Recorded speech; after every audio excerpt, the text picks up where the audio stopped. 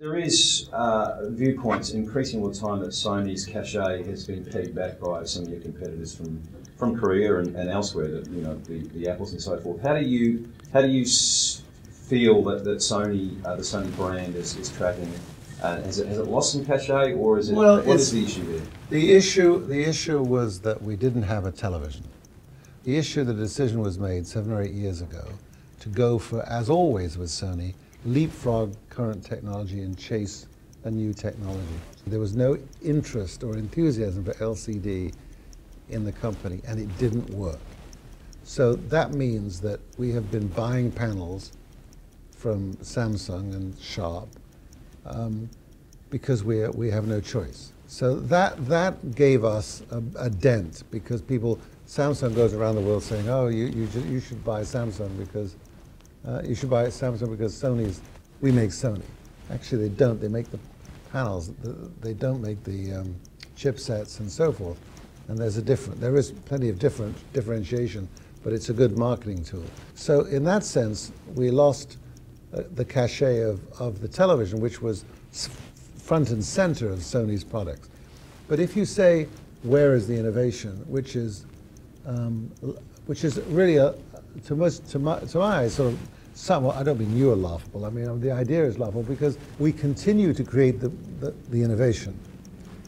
As if you look at the success of Samsung's backlit LED television set, we invented that. We put it on the market a year ahead of Samsung. It was too expensive. It was the world's thinnest television set, but it was too expensive. We put the OLED out, which was the most beautiful television set of the time. When we announced that at CES, everyone said, wow, this is the best television set. It's too expensive. So we ran right up against two things. We ran up against the recession, which meant that the customers were not looking for premium purchases. And secondly, we ran into a foreign exchange rate that crippled us when the yen went from 120 something all the way down to 89. So you lost about 30% of the value of the currency. At that point, we continued to push to be successful at creating anything in those arenas, but we didn't learn a fundamental lesson, as we were too expensive. We hadn't worked hard at cutting costs. Samsung was more disciplined. Samsung had low-cost labor, had a weak yuan. So we walked into a period 5 years ago when I got this job, when we were barely break even, because we had not dealt with the cost structures. We behaved as if the past was always with us and that we could go on making things the same way.